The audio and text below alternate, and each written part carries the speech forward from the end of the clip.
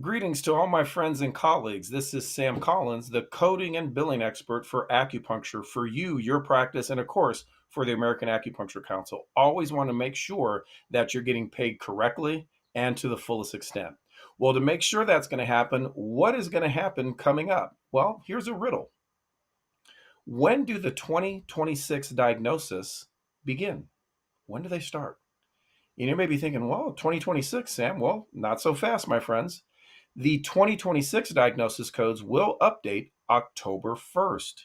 So let's go to the slides. Let's talk about what's going on. Obviously, and I hope that you're aware that diagnosis codes, when they update, and they update yearly, always update on October 1st. In fact, right now is the 10-year anniversary of ICD 10. And so it's exciting to think, wow, it's been 10 years. So I want everyone to recall, remember when ICD-10 came about and people kind of lost their mind thinking, what, the world's going to go off? No, it was all fine. In fact, for acupuncturists, I'm excited because you're going to be getting something called ICD-11. I'm hoping it's implemented sooner than later because there's going to be specific coding directly for acupuncture providers that are traditional medicine in their descriptions.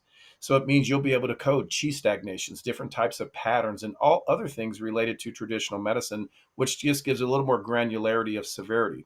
We're not there yet, but we're getting close. So pay attention. Next year's seminars, I will deal with that.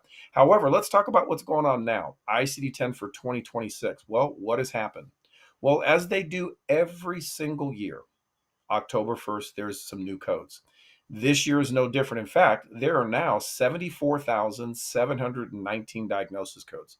And you may think, oh my God, that's a lot of codes. Are you ever going to use all those codes? Of course not. No doctor will. However, keep in mind, we do need to make sure if there's changes, are they specific to codes we use?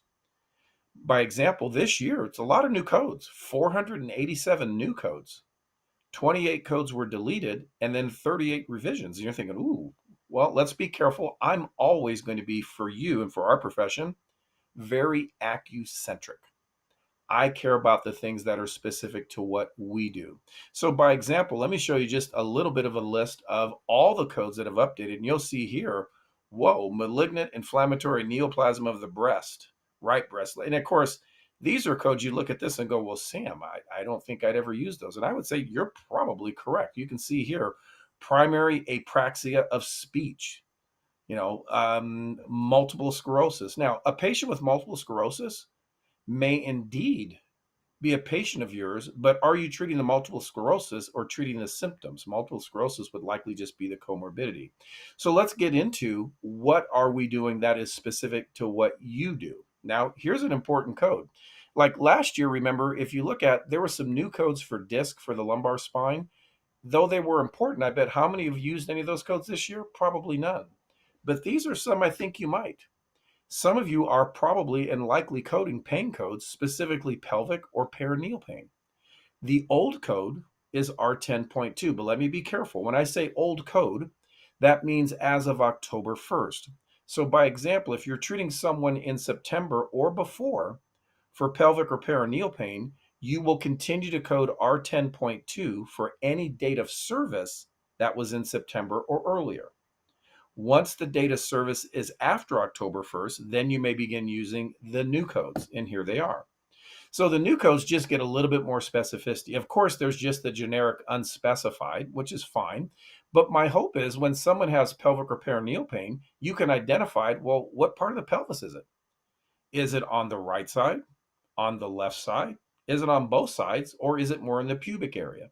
This allows you to have more specificity and realize pain is going to be one of the more common things you're paid for. Certainly, this is going to be one that you add into your arsenal.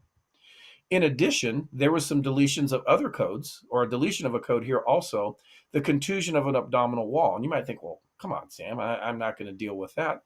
You might, particularly for those of you who deal with personal injury claims. It's very common to have injuries to the abdomen from the seatbelt. So now we're going to have 3 new codes.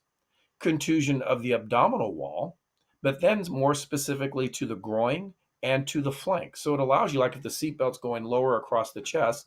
Now, I do want to highlight, I hope you're all noticing, I'm only using the A designation for this sprain, strain, or contusion code. That A is indicating the initial visit And it also indicates all visits with active care, which means that's the one you're commonly going to use. However, let's say someone had a contusion and it's 6 months old. That's when you would use the S or the sequelae where there's residuals.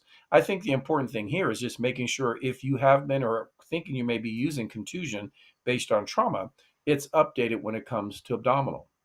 Another update here is, again, some common pain codes for abdominal pain. Now, there is a code still you can say for multiple sites, and they've always had the quadrants, but now they're getting more to flank, and it's not pain. Notice it's going to be tenderness as part of it. But then you'll notice there's also codes specific to pain. So, what's the difference? Tenderness means that upon palpation, it's tender, whereas pain is whether you palpate or not, there's pain. I've put a little chart here too of kind of what each of those mean, but the point will be if you're using codes for abdominal pain, there has been some updates, so make sure you update your list. This is again those ones for the contusion. Make sure you've updated those. Again, contusions happen. And keep in mind there's some other ones you're going to go, well, Sam, I don't know if I use this one. I doubt it. And here's kind of my point. Sometimes codes update a varus deformity or myositis ossificans. Think of it, if someone has myositis ossificans in the upper shoulder, which means that's the bone, what's going to be their symptom? Pain in the upper arm. So that's probably the more likely code. The same would apply with costovertebral tenderness. If someone has costovertebral tenderness, that's a symptom. What is that probably going to mean? Costovertebral is part of thoracic spine. I would argue that's going to be M54-6. So keep in mind, it's always nothing wrong with being specific to your profession. Because by example, I brought up the one for multiple sclerosis already, but are we going to treat that directly? There is a bunch of new codes, but are those going to be ones you commonly use? I do not think so. So what I'm going to say is just be conscientious of diagnosis, severity, specificity.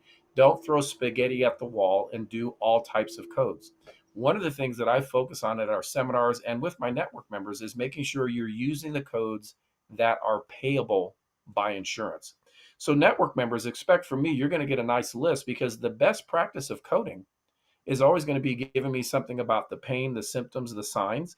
And there's other codes that have within that, but what do each one pay? Get that list. That's one for Aetna, for Cigna. What I'm going to say is, let me be your advocate. Help me help you. We not only do programs like this for you that don't cost anything, but we also do tons of seminars and other one-on-one with you to make sure your office is up to date. Again, network members, expect from me, you're getting your email with all the updates. For everyone else, I hope you be part. In fact, if you look coming this Saturday, or excuse me, Sunday for acupuncture, we'll be doing a whole coding and update seminar. But until then, friends, I wish you well and see you next time.